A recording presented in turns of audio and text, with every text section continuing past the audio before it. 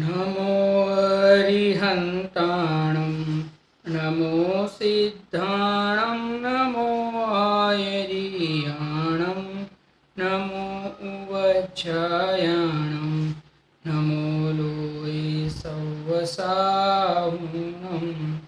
मङ्गलं भगवान् वीरो मङ्गलं गौतमो गणी मङ्गलं कुन्दकुन्दार्यो जैनधर्मोऽस्तु मङ्गलं सर्वमङ्गलमाङ्गल्यं सर्वकल्याणकारकं प्रधानं सर्वधर्माणां जैनं जयतु शासनं जैनं जयतु शासनं।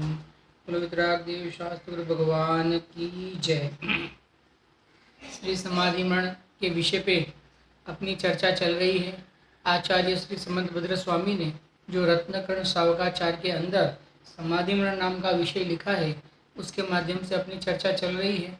उसमें कल हमने देखा था कि कोटि पूर्व तप तपे ज्ञान बिन कर्म झरेजे ज्ञानी ते क्षण माही त्रिगुप्ति ते सहज टरेटे। इस प्रकार से कोटि जन्म अगर आपने तप किया हो और फिर जब समाधि मरण का काल आया है यानी मरण का काल आया है तब जो आपने अब तक जो तप किया था उस आराधना को अगर आप आगे नहीं बढ़ाएंगे, उस आराधना को अगर आप नहीं संवारेंगे, उसको और जोड़ नहीं देंगे, उसमें पुरुषार्थ आप और नहीं बढ़ाएंगे तो वो तब बिगड़ जाएगा और वो तब बिगड़ने से मरण भी बिगड़ जाएगा और जो अब तक जो तप किया था वो व्यर्थ जाएगा। अब तक तो तुमने बहुत तप किया, 12 प्रकार के तप किए और अगर मुनिराज हो तो पंच महाव्रत 3 गुप्ती समिति आदि का पालन किया, इतना सारा अभी तक आपने जो पालन किया उसका मरण समय आते अगर आप उस पुरुषार्थ को नहीं बढ़ाएंगे तो कार्य की सिद्धि नहीं होगी, यानी भव का अभाव नहीं होगा। क्योंकि मरण ये वर्तमान का जो मरण है वो तो होना ही है। अगर आपने उस वर्तमान के मरण के अंदर सामायिक यानी कि संयम की प्राप्ति नहीं की तो ये तप है अपने वो सब तप कैसे हो जाएंगे, वो तप हो जाए यानी वो सब तप कैसे व्यर्थ हो जाएंगे, वो तप नहीं कह सकते उसको, व्यर्थ हो जाएंगे। तो ये तप व्यर्थ नहीं हो जाए इसके लिए पंडित जी आचार्य देव कहते हैं और उसके माध्यम से पंडित सदाशिवदास जी टीका में कहते हैं कि अब तक तुमने जो बहुत तप किए तो मरण काल में उसको क्या करो और पुरुषार्थ को बढ़ाओ और तप की हानि मत करो, तप को और बढ़ाओ, तप में और उग्रता करो, तप में पुरुषार्थ की वृद्धि करो। अब पुरुषार्थ की वृद्धि के माध्यम से क्या करना चाहिए हमें, पुरुषार्थ की वृद्धि के माध्यम से हमें इस तप को और बढ़ा के ये जन्म मरण का अभाव कर देना चाहिए। इस प्रकार से आचार्य देव ने यहाँ पे कहा था, कल हमने पढ़ा था।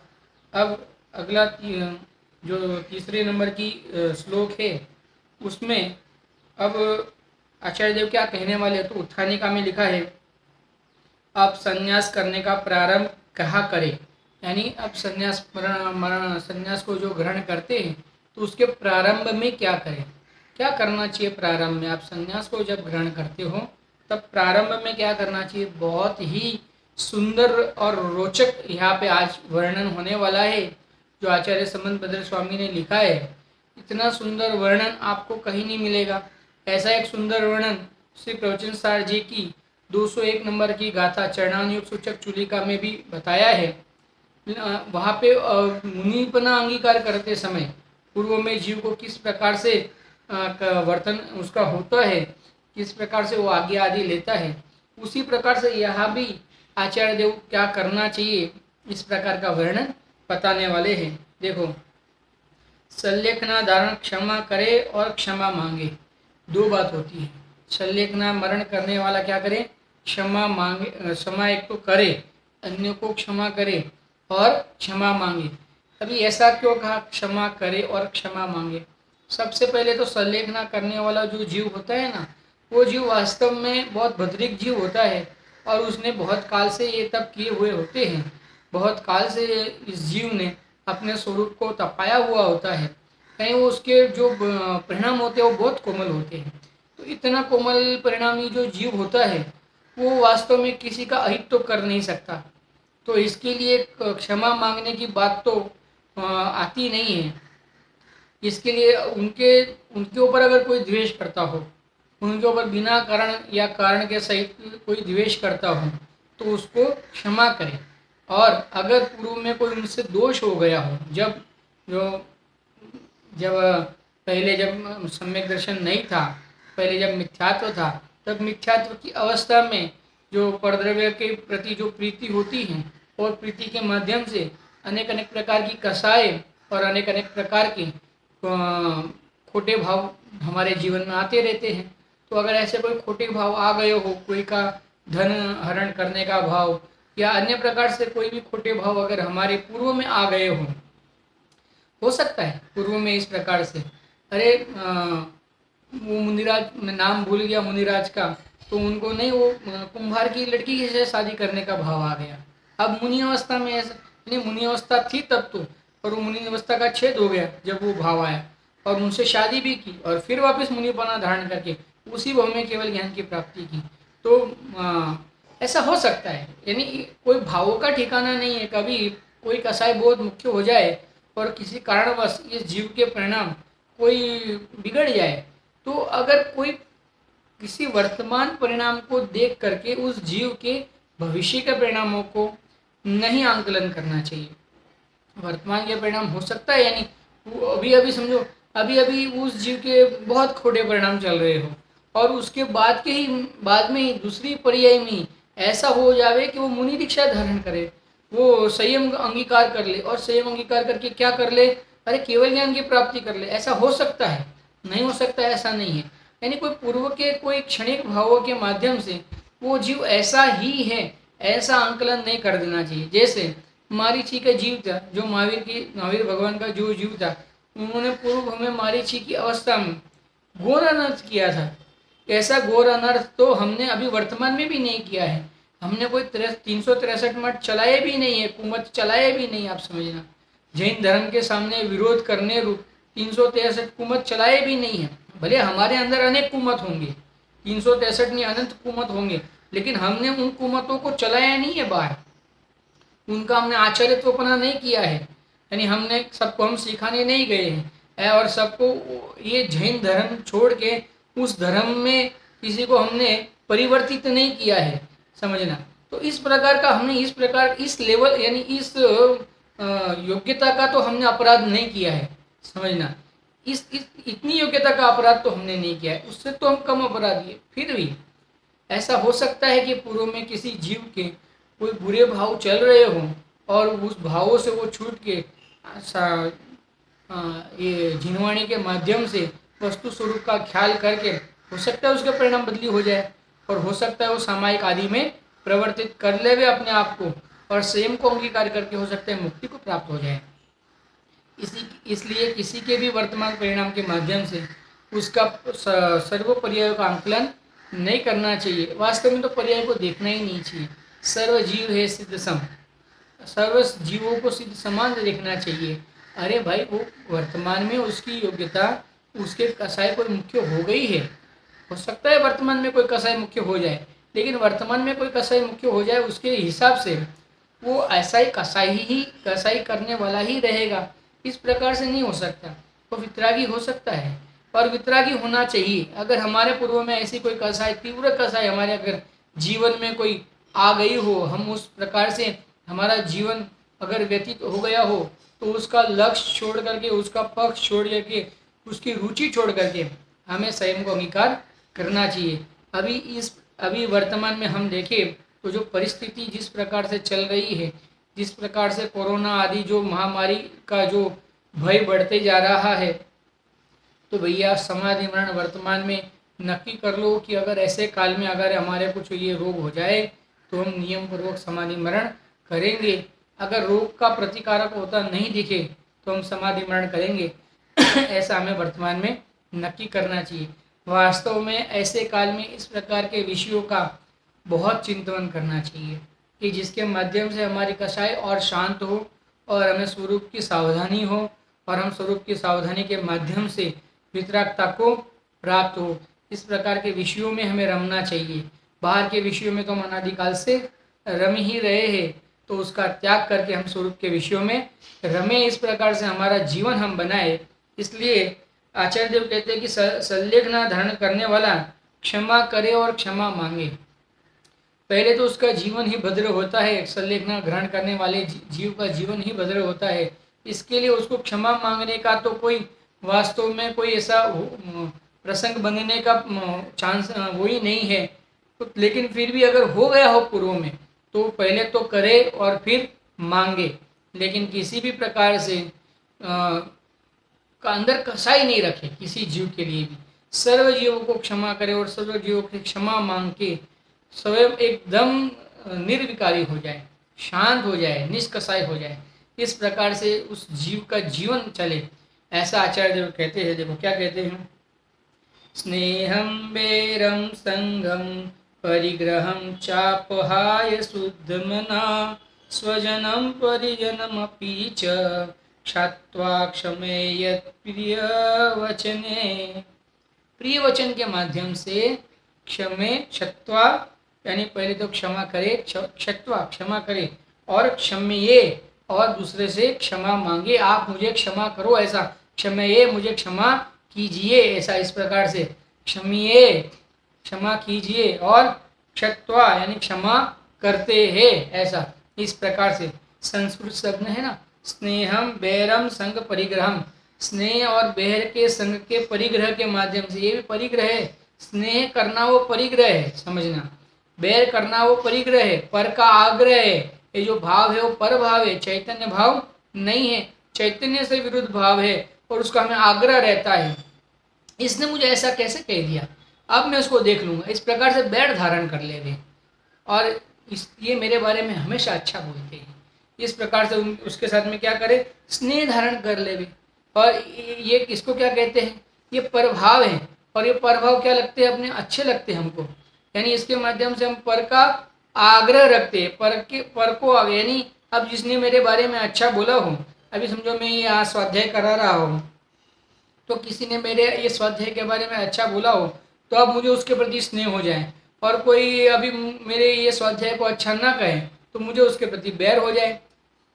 हो सकता है ऐसा, मैं कर रहा हूँ ये नहीं कहना है, लेकिन ऐसा हो सकता है कि जो मुझे अच्छा कहे तो मुझे उसके प्रति स्नेह हो जाए, और जो बुरा कहे तो उसके प्रति मुझे बैर हो जाए। तो अब मैं क्या आग्रह रखूँगा, जिसने मुझे मेरे कभी स्वाध्याय को अच्छा कहा है ना, वो हर बार मेरे स्वाध्याय को अच्छा कहता रहे, ऐसा मैं आग्रह करूँगा। और जो मेरे बारे में बुरा कहता है ना, वो भी अभी मेरा नया स्वाध्याय सुनो भाई, आप मेरा नया स्वाध्याय सुनो, बहुत अच्छा बताया मैंने, आपको पता नहीं, आपने खाली एक सुना है और आपने कोई विषय से बताया, मेरा नया सुनो, आपको मेरे प्रति मान होगा, आपको लगेगा कि मैंने कोई बहुत महान बात बताई।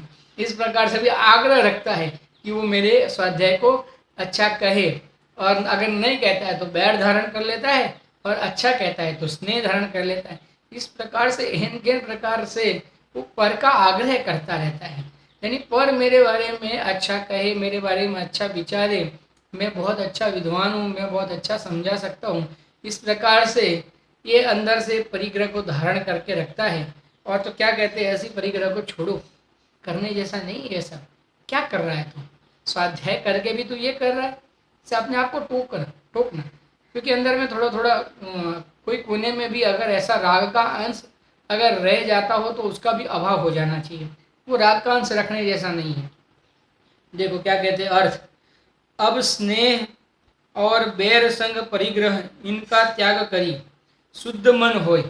देखो मन को शुद्ध करना है, मन को पवित्र करना है, यानी शुद्ध कैसे करना है, अशुद्ध कैसे था, कसायों के माध्यम से अशुद्ध था, यानी ये पर ने कोई अपने को अपने समझना, अपने को अनुकूल सहयोग प्रदान करने वाला, यानी बाहर में जो शरीर आदि जो अपना जो है उसको ही अपन ने अपना माना है, तो उसको कोई अनुकूलता प्रदान करने वाला हो, उसके प्रति अपने को स्नेह उत्पन्न होता है। जैसे मैंने ये अपने शरीर को जो है उसको ये अगर मैंने अपना मान के रखा है, तो इसको जो अगर कोई अनुकूलता प्रदान करने वाला मुझे दिखता है बाहर में, तो उसके प्रति मुझे क्या होता है, स्नेह होता है, और उनको मैं रखना चाहता हूँ। और जो मेरा ये शरीर जो मैंने इस शरीर को अपना मान के रखा था ना, इसके अगर कोई प्रतिकूल प्रवर्तन करता हूँ तो मुझे उसके प्रति क्या होता है, द्वेष होता है, और मैं उन पदार्थों को क्या करना चाहता हूँ, उन पदार्थों को दूर भगाना चाहता हूँ। और ये दोनों क्या है? परिग्रह है। ये दोनों क्या है? परिग्रह है। क्यों? क्योंकि ना तो मैं उन पदार्थों को रख सकता हूँ और ना ही इन पदार्थों को हटा सकता हूँ, क्योंकि पर पदार्थ में मेरा कुछ भी चलता नहीं। क्योंकि पर पदार्थ में अगर मुझे कुछ करना हो तो मुझे पर द्रव्य रूप परिणमना पड़े, और मैं पर द्रव्य रूप तो कभी परिणमता हूँ नहीं। इसके लिए आचार्य कहते हैं कि ये क्या कहते हैं, अब स्नेह और बैर के संग परिग्रह इनको त्याग करी शुद्ध मन होए। प्रभु इन सबको त्याग करके कसायों से रहित हो जाके शुद्ध मन को प्राप्त करें।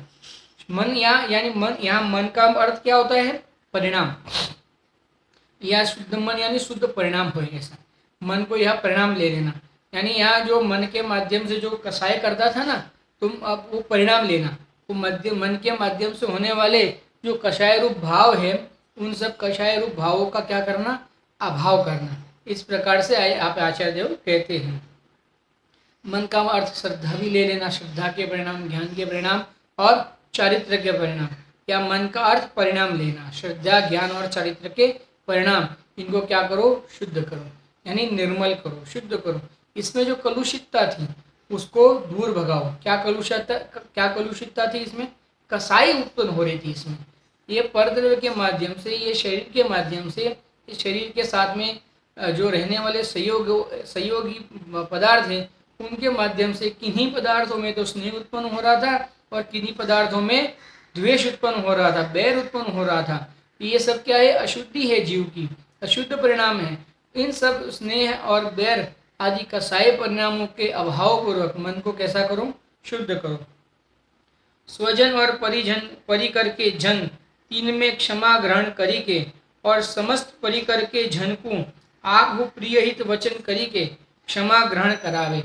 प्रिय वचन कहे यानी अपने आप को भले हीन कहना पड़े और उनको उच्च कहना पड़े, समझना है तो स्वयं सम्यक दृष्टि ज्ञानी है स्वयं, और स्वयं मोक्ष मार्गी है। और जो बाहर में दिखते हैं वो तो उनके तो सम्यक दर्शन भी नहीं हो, मोक्ष मार्गी भी नहीं दिखते हो, लेकिन फिर भी वो भी ये मार्ग में आवे। एक तो ये भावना है, और दूसरी ये भावना है कि अगर मार्ग में नहीं आवे तो ये मार्ग में जो जीव रहे हैं उन जीवों का विरोध ना करें। इस प्रकार से क्यों विरोध ना करें? क्योंकि उनको अगर हम कैसे कहते हैं, जैसे हम किसी अपना बैरी हो उसको अच्छा कहे अगर, तो क्या होता है? उसके मन में अपने प्रति बैर कम हो जाता है या बैर का अभाव हो जाता है। तो हम जो कार्य करना चाहते हैं ना, उसमें वो हमें क्या कहते हैं? बाधा नहीं पहुंचाता। नहीं तो क्या होता है? हम जो कार्य करने जाते हैं ना, उसमें वो हमें क्या करता रहता है? बाधा पहुंचाते रहता है। अगर हम क्षमा मांग ले किसी से, अगर हमारा कोई अपराध हुआ हो या नहीं हुआ हो, हमारे से किसी का बुरा हुआ हो या नहीं हुआ हो, भला हुआ हो या नहीं हुआ, कर तो सकता नहीं, लेकिन वो अगला वाला मानते हैं ना कि इसने मेरा बुरा किया, इसने मेरा भला किया। इस प्रकार से उसने अगर कोई अपने बारे में कोई धारणा बांध ली हो, तो उस धारणा के माध्यम से जब हम सामयिक आदि में बैठते हैं, जब हम संयम आदि ग्रहण करते हैं, तब वो क्या करता है? बाधा उत्पन्न कराता है। तो वो बाधा उत्पन्न नहीं कराए और हमें शांति से ये समाधि वर्ण हम अंगीकार कर सके, इसके लिए हमें क्या करना चाहिए? वो बैर उसके दिमाग में, उसके जो मस्तिष्क में, उसके जो मन में, उसके जो परिणामों में हमारे लिए जो एक धारणा बन गई है, उसने हमारे लिए अगर बैर भाव रूप धारणा कर ली हो या स्नेह भाव रूप धारणा कर ली हो, दोनों प्रकार की धारणा का अभाव कर ले, वो हमारे बारे में वितरागता रूप सोचे। वो ये सोचे कि अब भले ये वितरागी होते हैं तो भले ही अपने मार्ग को प्रशस्त करें और हम इनके मार्ग में बाधा नहीं पहुंचाएंगे। इस प्रकार से वो भी अपने मन को शुद्ध करे और अपने मार्ग में बाधा न पहुंचाए। इसके लिए ये जीव अत्यंत कहने का मतलब शुद्ध वचन, प्रिय वचन के माध्यम से उस जीव की क्षमा करे और क्षमा मांग ले। स्वयं क्षमा भी कर ले और स्वयं क्षमा मांग भी ले। एन प्रकार से देखो, क्षमा करना और क्षमा मांगना ये तो बाहर में क्यों होता है?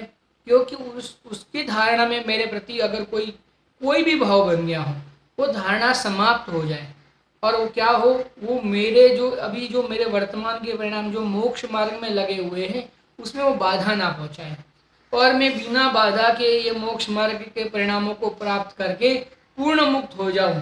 इसलिए सर्व बाधा के अभाव में मैं पूर्ण मुक्त हो जाऊँ। खैर वो अगर पहुँचाना होगा तो पहुँचाएगा ही, और नहीं पहुँचाना होगा तो नहीं पहुँचाएगा, वो बात अलग है।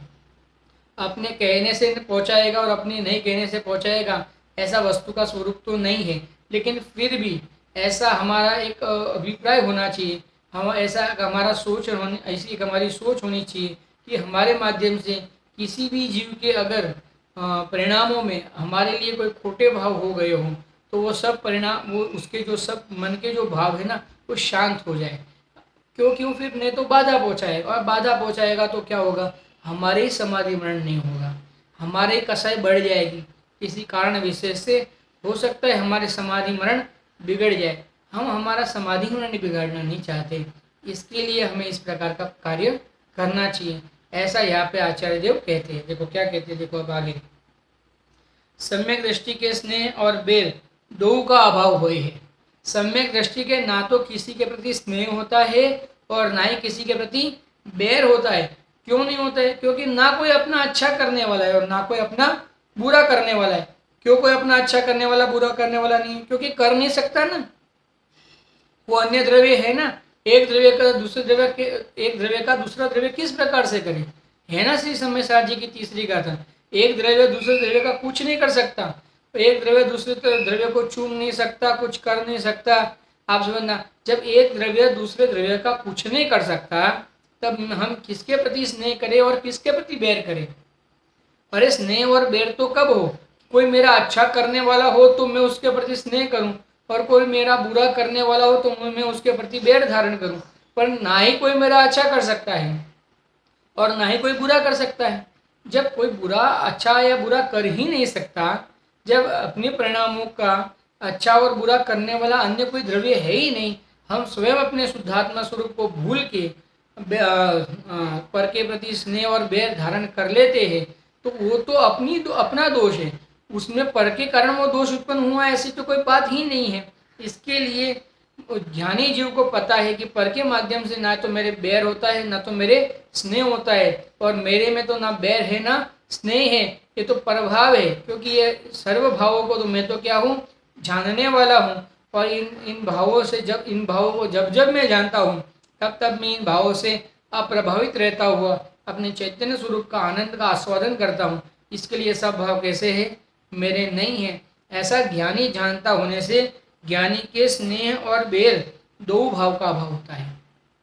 ज्ञानी के कोई भाव नहीं होते, ज्ञानी के ना तो स्नेह भाव होते हैं, ज्ञानी के ना तो बैर भाव होते हैं। देखिए और क्या कहते हैं, सम्यक ज्ञानी ऐसा विचारे है। अब सम्यक ज्ञानी क्या विचार करता है? अब देखो ज्ञानी जो जैसा, ये यहाँ पे आचार्य देव ये कहते हैं कि सम्यक ज्ञानी क्या विचारता है। तो ये कहने, उन्होंने जो ये कहा, तो हमें क्या समझना चाहिए कि जैसा सम्यक ज्ञानी विचारता है, हमें भी वैसा ही विचारना चाहिए। या क्योंकि हमें ज्ञानी बनना है ना, तो ज्ञानी जैसा विचारे वैसा हम भी विचारे, तो हम ज्ञानी हो सकते हैं। तो क्या सम्यक ज्ञानी कैसा विचारता है, यानी जैसा सम्यक ज्ञानी विचारते हैं वैसा हमें विचार करना चाहिए। तो हमें कैसा विचार करना चाहिए? देखिए, जो इस पर्याय में क्रम के वस्ते में आप उपजा, अब जो पर्याय का उपकारक तथा अपकारक द्रव्य निपुण पुण्य पाप कर्म का उदय थे आदि जे बाह्य स्त्री पुत्र थे, तिनमें पर्याय के उपकारक का अर्थी दान सम्मान आदि करी स्नेह किया, और जो इस पर्याय के अपकारक द्रव्य निपुण नष्ट करने वाले थे, तिनको चारित्र मोह के उदय करी बैर मान्या, उनके परान्मुख हो ही रहा। देखो क्या कहा, बहुत सुंदर कहा है, समझ में आ ही गया होगा, लेकिन फिर भी समझते। देखो क्या कहा, जो इस पर्याय में क्रमते वस्ते आप उपजा, कौन सी पर्याय? ये कि असमान जातीय द्रव्य पर्याय। क्रमते उपजा ना, यानी पहले कोई अवस्था में था, अब यहाँ पे मैं मनुष्य अवस्था में, यहाँ पे वर्तमान में मेरा जन्म हुआ, यानी मेरी उत्पत्ति हुई, बराबर है। अब जो पर्याय का उपकारक, यानी इस पर्याय का वर्तमान में ये जो असमान जातीय द्रव्य पर्याय है, अगर मैंने उसको अपना माना है, तो इस पर्याय का उपकारक कौन उपकार करता है? माता पिता पुत्र स्त्री मित्र आदि क्या होते हैं? ये अपने पर्याय के उपकारक होते हैं, यानी ये पर्याय टिके रहे ऐसी भावना रखने वाले होते हैं। भले वो अपने स्वार्थ के माध्यम से ही करते भले ही हो, लेकिन फिर भी वो उनके मन में क्या है, ये पर्याय, इनकी पर्याय टिकी रहे। उन्हें ऐसा नहीं कि इनकी पर्याय का नाश नाश हो जाए। अरे इनकी पर्याय का तो बोलने का भाव है, इनकी सत्ता नाश हो जाए। अज्ञानी क्या मानता है, एक तो अज्ञानी ऐसा मानता है कि इनकी सत्ता ही नाश हो जाए, और एक तो ऐसा ऐसा अज्ञानी मानता है कि इनकी सत्ता का कभी अभाव ना हो। जैसे अभी वर्तमान में हम मानते हैं कि नहीं, कि चीन की सत्ता का नाश हो जाए। तो चीन की सत्ता का क्या नाश हो सकता है, कि भले हमारा अज्ञान है कि चीन की सत्ता का नाश हो जाए। आप समझना, हम अंदर में चीन के माध्यम से जो भारत के अंदर होने वाले जो जितने भी भाव हो रहे हैं उनके माध्यम से, तो हम क्या मानते हैं, ये भारत में उपजा है ना। अभी चीन में उपजा होता, तो चीन में जन्म लिया होता, तो इस जीव ने तो क्या करता, भारत के प्रति इस प्रकार का बैर धारण करता कि भारत की सत्ता ही ना रहे, इस प्रकार का भाव धारण करना। अब वर्तमान में भारत भूमि में जन्म लिया है, समझना, तो क्या नक्की करता है कि चीन की सत्ता का ही अभाव हो जाए। ये जिनपिंग जो है ना, जो भी होगा उसका नाम, जिनपिंग टिंग जो भी होगा, उसकी सत्ता का नाश हो जाए। ये जीव ऐसा मानते रहता है, इस जीव ये नक्की करता है। कहने का मतलब क्यों, क्योंकि अब वर्तमान में इसको अपना माना है, इस पर्याय को। अब ये जो कोरोना है, ऐसा मानता है कि चीन के माध्यम से कोरोना फैला है, तो क्या मानता है कि अब ये कोरोना क्या क्या करेगा, ये मेरी सत्ता का नाश कर देगा। इसके लिए मेरी सत्ता का नाश करने वाला ये कौन है, मेरा बैरी है, तो इसकी सत्ता का नाश हो जाए। इस प्रकार से उससे बैर धारण करके रखता है। और ये सत्ता का नाश ना हो, इसके लिए जो अपने माता पिता, अपने स्त्री पुत्र आदि है, वो अपने को क्या करते हैं, गर्म पानी पिलाते हैं, नींबू वाला पानी पिलाते हैं, दूध हल्दी वाला दूध पिलाते हैं। वो क्या करते हैं, अपने को ये शरीर टिका रहे उसके लिए अनेक अनेक प्रकार की औषधि पिलाते हैं और हमारी देखभाल करते हैं। तो हमने ये सत्ता को अपना माना है, इसको ये अपना स्वरूप माना है, तो हम क्या मानते हैं, ये इनकी सत्ता का कभी नाश नहीं हो। इस प्रकार से उनसे उनसे क्या करता है, स्नेह बनता है, उनसे स्नेह करता है और उनसे बैर धारण करता है। देखो इस प्रकार से होता है सबका। अरे ये तो एक उदाहरण है, समझना। जैसे हम व्यापार आदि में जाते हैं, तो जो हमारे साथ में जो हमारा दूसरा जो व्यापारी होता है, जो हमारे साथ में माल बेचने हमारे से कंपटीशन करता है, तो अभी उसका मुझे हिंदी शब्द नहीं आ रहा है, याद में लक्ष्य में नहीं आ रहा है। इसके लिए वास्तव में तो हिंदी में इंग्लिश नहीं मिलाना चाहिए, ये शब्दाचार की भूल है। लेकिन फिर भी अभी हमारा इस प्रकार से शुद्धि नहीं है ना, हमारी इस प्रकार की भाषा की शुद्धि नहीं है, तो सभी को समझ में आ जाए, इसके लिए कहता हूँ। अगर किसी को इसका हिंदी शब्द आता हो तो मुझे बता देवे मैसेज करके, मैं उसको आगे से उस प्रकार से बोलूँगा। जैसे हमारा कोई प्रतिद्वंदी, चलो प्रतिद्वंदी, कोई हमारा प्रतिद्वंदी हो, वो हमारे साथ में वो व्यापार में, कोई युद्ध में प्रतिद्वंदी होता है, कोई व्यापार में प्रतिद्वंदी होता है। तो व्यापार में हमारे साथ में प्रतिद्वंदी हो, तो हम क्या मानते हैं, उसकी सत्ता का अभाव हो जाए, तो क्या हो जाएगा, उसकी सत्ता का अभाव होगा, फिर मैं आराम से व्यापार कर पाऊंगा। अरे ना तो व्यापार कर सकता है, ना उसकी सत्ता का अभाव हो सकता है, और उसकी सत्ता का अभाव हो जाए, ऐसा तूने क्या किया है, बैर धारण करके रख लिया है। तो अब क्या कर, इस प्रकार के बैर धारण मत कर, और क्या कर, मन को शुद्ध कर। ऐसा देखो क्या कहते हैं, जो इस पर्याय के कर्म के वशते आप उपजा, कर्म के वशते ये उपजा ना, ये कर्म के माध्यम से अभी मेरा वर्तमान मनुष्य गति में जन्म हुआ, और ये अमित नाम की नाम कर्म की ये मैंने अवस्था को धारण किया है। तो मैंने क्या कर लिया, ये अमित है ना, यही मैं हूँ, मैं जीव हुए मैं भूल ही गया, मैं अमित हुए मैं मान लिया। देखो अब क्या कहा, जो पर्याय का, अब ये जो अमित नाम की जो पर्याय है ना, उसका जो उपकारक तथा अपकारक द्रव्य निकू, या तो कोई उपकारक या तो कोई अपकारक, उसमें भी उसके कोई अपकारक और उपकारक कैसे हो जाता है, पुण्य पाप कर्म का उदय के अधीन है। अभी पुण्य पाप कर्म का उदय ऐसा हो कि जो हमारा प्रतिद्वंदी हमें दिखता हो ना, वही कभी हमें मदद करे, और जो हमारे स्त्री पुत्र आदि है ना, वही कभी हमारे बैरी बन जावे। अब पुण्य और पाप का कर्म का उदय का स्वरूप ही ऐसा है। अगर पुण्य का उदय हो तो शत्रु मित्र बन जाता है, और अगर पाप का उदय हो तो मित्र शत्रु बन जाता है। तो वास्तव में ये तो पुण्य पाप का खेल है। बाहर में कोई व्यक्ति विशेष ना तो हमारा शत्रु होता है और ना तो हमारा मित्र होता है, लेकिन पुण्य कर्म का उदय होता है तो सर्व हमारे मित्र बन जाते हैं, और पाप कर्म का उदय होता है तब सर्व हमारे शत्रु बन जाते हैं। तो उदय के अधीन बाह्य, लेकिन अधिकतर स्त्री पुत्र आदि हमारे इस पर्याय की संरक्षणता में दिखते हैं। इसके लिए अधिकांश जो होता है उसके माध्यम से कहा जाता है। जैसे कहा था ना एक बार मैंने इसी अपना जब अपन ने ये रहस्यपूर्ण चिट्ठी जब हमने स्वाध्याय में ली थी तब कहा था कि अगर कोई समझो बहुत आम के पेड़ वाला वन हो तो उसमें दूसरे पीपल आदि के पेड़ दो चार हो तो हम उसको कौन सा वन कहेंगे? आम्र वन कहेंगे। और क्योंकि वहाँ पे मूल रूप से तो आम के ही पेड़ है, दो चार पीपल के पेड़ है तो उसको हम पीपल का वन नहीं कह सकते, आम का वन कह देते हैं।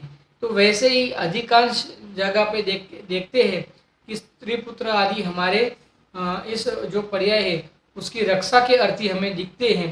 तो इसके लिए उनको क्या कहते हैं? अपने स्नेही जन कहते हैं। और जो हमारे प्रतिद्वंदी होते हैं जो इस पर्याय के अपकारक करने वाले दिखते होने से उसे हम क्या कहते हैं? हमारे शत्रु कहते हैं, और उनसे हम क्या करते हैं?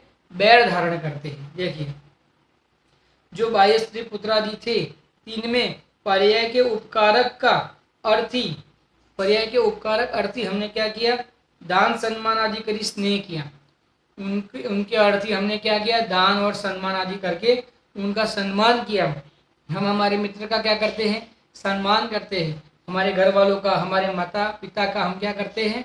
सम्मान करते हैं। हमारे स्त्री पुत्र आदि का हम क्या करते हैं? बाहर कभी भी जाते हैं तो हम क्या करते हैं? कभी ऐसा कहा कि मेरा पुत्र ऐसा है? कभी नहीं कहते। क्या कहते? मेरा पुत्र ऐसा है। आप समझना, बहुत आज्ञाकारी है, बहुत पढ़ने में भी बहुत होशियार है। अरे भले भी पढ़ने में कम, मेरा तो समझो वर्तमान में मेरा तो जो पुत्र है मेरे सुयोग में वो तो वास्तव में पढ़ने में होशियार है, लेकिन अगर कोई पढ़ने में होशियार ना भी हो तो भी क्या कहते हैं? नहीं इतना भले नहीं हो लेकिन थोड़ा है, यानी कहना बोले ऐसा नहीं है कि एकदम बिल्कुल गया गुजरा हो, फिर भी पढ़ने में तो है। और अगर कोई पढ़ने में ना हो तो क्या कहते हैं? भले पढ़ने में नहीं है लेकिन अन्य प्रवृत्ति में बहुत आगे है। अरे देखो कई जो ये जो क्रिकेटर आदि जो होते हैं, जो कई खेल कूद के जो हम देखते हैं तो उनको कभी कभी तो इंग्लिश भी नहीं आती है पूर्ण रूप से। तो उनके माता पिता क्या करते हैं? क्या कहते हैं? अगर कोई उनको कहे कि भैया आपका लड़के को तो इंग्लिश भी नहीं आता, तो क्या कहे? अरे उसको भले इंग्लिश नहीं आता हो, समझना, लेकिन उसमें ये क्रिकेट में बहुत मास्टर है, आप समझना, आप पूरा इंडिया के साथ में खेलते रहता है, इस प्रकार से वो लोग कहते हैं। तो कहने का मतलब एन के प्रकार से उसका सम्मान ही करेगा, भले उसमें कई कितने ही दोष दिखते हो, फिर भी वो सर्व दोषों को घोण करके उसमें जो कोई गुण विशेष हो उस गुण विशेष को मुख्य करके क्या करेगा? उनका सम्मान ही करेगा। यानी इस पर्याय के जो अर्थी होते हैं, रक्षा के अर्थी होते हैं, उनका सर्व दोषों को घोण करके उनके जो कुछ गुण होते हैं उसको भी मुख्य करके उनका क्या करेगा? सम्मान ही करेगा। और जो बैरी होता है ना वो कई गुण संपन्न हो फिर भी उसके सर्व गुणों को गौण करके उसमें जो कुछ एक अवगुण है ना उसको मुख्य करके क्या करेगा? उसका अपमान ही करेगा। ऐसा ही वस्तु का स्वरूप है। अज्ञानी का जीवन ही ऐसा इस प्रकार से चल रहा है। देखो दान सम्मान आदि स्नेह किया, और जी इस पर्याय के अपकारक यानी इस पर्याय को दुख देने वाले, द्रव्य निपुण नष्ट करने वाले और अपने द्रव्य को नष्ट करने वाले दिखे करावने वाले थे। तीन को चारित्र मुंह के उदय करी, चारित्र मुंह के उदय के माध्यम से बैरी माने। उनको क्या माना? बैरी। तो कोई शत्रु है नहीं और कोई बैरी है नहीं। क्यों? क्योंकि ये अवस्था ही मैं हूँ नहीं। अभी ये अवस्था जो हुई है, ये अवस्था क्या मैं हूँ? ये तो अवस्था है, ये तो अभी वर्तमान में है, फिर चली जाएगी। तो ये अवस्था मैं नहीं हूँ, मैं तो चैतन्य स्वाभाविक जीव मात्र हूँ। समझना, ये जो अवस्था है ना, ये अवस्था मैं नहीं हूँ। तो ज्ञानी ये अवस्था को अपनी नहीं मानते हैं, यानी ये अवस्था जो है ना वो मेरा स्वरूप है ऐसा नहीं मानते हैं। इसके लिए इसके प्रति कोई स्नेह करे तो उसके प्रति स्नेह नहीं करते हैं, और कोई इसके प्रति बैर धारण करे तो उसके प्रति बैर नहीं करते। और अज्ञानी ये अवस्था को ही मैं हूँ ऐसा मान लेता है। इसके लिए इसके जो स्नेह करने वाले होते हैं उसके प्रति स्नेह करता है, और इसका जो इस सत्ता का जो नाश करने वाला दिखता है उसके प्रति बैर धारण करते हैं। देखो, नष्ट करने वाले जिनको चारित्रमों के उदय से बैरी मान्या उनके परान्मुख हो ही रहा, और उनसे क्या हुआ, परान्मुख होते रहा। अब इस पर्याय का विनाश होने का अवसर आया। क्या कहते हैं, अब इस पर्याय का विनाश होने का अवसर आया, क्योंकि ये पर्याय थी ना, ये स्वरूप नहीं था, स्वभाव नहीं था, ये तो पर्याय थी। जब इसका विनाश होने का अवसर आया तब क्या करते हैं, देखो बहुत बढ़िया कहा है। अब कौन सु स्नेह करूं और कौन सु बैर करूं, अब किसने स्नेह करूं और किससे बैर करूं, क्योंकि जब ये पर्याय ही नहीं रहेगी तो ये पर्याय का अब कौन उपकार करेगा और कौन अपकार करेगा, बताओ। ये पर्याय ही अब नहीं रहेगी तो इस पर्याय का कौन उपकार करेगा और कौन अपकार करेगा। पहले तो ये पर्याय थी तो कोई उपकार करने वाला और अपकार करने वाला दिख रहा था, लेकिन अब जो ये पर्याय ही नहीं रहने वाली है तो इसका कौन उपकार करेगा और कौन अपकार करेगा। ना ही कोई उपकार कर सकता है और ना ही कोई अपकार कर सकता है। तो पहले कर सकता था क्या, अरे पहले भी नहीं कर सकता था, लेकिन अज्ञान अवस्था में मानता था ये अज्ञानी जीव। अब उसको ख्याल में आ गया, ज्ञान अवस्था जब इसकी प्रगति तो इसके ख्याल में आ गया कि पहले भी नहीं कर सकता था, वो तो पहले में अज्ञान से मानता था तो मैं ऐसा मानता था कि वो करता है, लेकिन वो कर सकता तो उस काल में भी नहीं था। लेकिन अभी वर्तमान में ख्याल में आ जाएगा कि अब ये पर्याय नहीं रहेगी ना, तो इसका कौन अपकार करेगा कौन उपकार करेगा, बताओ, कोई नहीं कर सकता। देखो, अब इस पर्याय का विनाश होने का अवसर आया, अब कौन सु स्नेह करूं और कौन सु बैर करूं, अब किससे स्नेह करूं और किससे बैर धारण करूं, बताओ। जब पर्याय का ही अभाव हो जाएगा तो किससे स्नेह करूं, कौन कौन अब कौन इसकी रक्षा करने वाला है, क्या स्त्री पुत्र मकान दुकान ये देव जिनको हम मानते हैं बाहर में, क्या वो मेरी रक्षा करने वाले हैं, तो क्या उनके प्रति स्नेह करूं। पर क्या जो ये दूसरे चाइना वाले ये सब लोग हैं, क्या ये पर्याय का अभाव करने वाले हैं, ये अभाव ये पर्याय का तो स्वयं अभाव होने वाला है। कौन अभाव कर सकता है, कोई नहीं कर सकता। इसके लिए किसके साथ स्नेह करूं और किसके साथ बैर धारण करूं। अरे भाई, कोई किसी के साथ ना तो स्नेह करने जैसा है और ना ही बाहर में किसी के साथ बैर धारण करने जैसा है, क्योंकि ना ही कोई मित्र है और ना ही कोई शत्रु है। क्यों, क्योंकि मित्र और शत्रु रूप जो कोई भी वस्तु है होती ही नहीं है। वस्तु तो वस्तु रूप है, वस्तु तो पुद्गल रूप है, जीव तो जीव रूप है, समझना। अन्य सर्व जितने भी द्रव्य हैं वो अपने रूप है, उनका अपने में कोई भी संबंध नहीं है। जब कोई भी संबंध नहीं है तो क्यों किसी के प्रति बैर धारण करना और क्यों किसी के प्रति स्नेह धारण करना। स्नेह भी कोई अच्छी बात नहीं है, स्नेह भी राग है। ये राग आग दाह दहे सदा ताते समामृत से ही है ना, कहाँ है ना आचार्य देव ने। राग तो कैसा है, दाह उपजाने वाला है, दुख उपजाने वाला है। कौन सा राग, कहा कुछ भेद किया, सर्वराग दुख उपजाने वाला है, समझना। दाह उपजाने वाला, पीड़ा उपजाने वाला है, अकुलता उपजाने वाला है। कौन सा, सर्वराग। ये वो क्या कहते हैं, परानु को इस पर्याय का विनाश होने का अवसर आया, अब कौन सु स्नेह करूं और कौन सु बैर करूं। मेरा इनका आत्मा से संबंध हो तो है ही नहीं। मूल बात, मेरा और इनकी आत्मा का तो संबंध है ही नहीं। दोनों की आत्मा के साथ में कोई संबंध ही नहीं है। मैं इनको बैर ही मानने वाला था, उनका मेरी आत्मा के साथ में संबंध ही क्या है।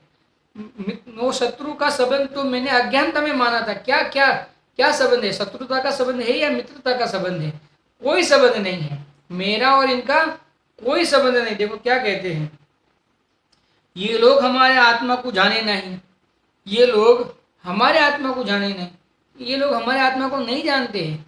ये तो मुझे अमित मानते हैं, और अमित मानते हुए अगर मैंने उनके लिए कोई अच्छा किया होगा तो मेरे लिए उपकार करेंगे, और मेरे माध्यम से कभी उनका अहित हो गया होगा तो मेरे लिए अपकार करेंगे।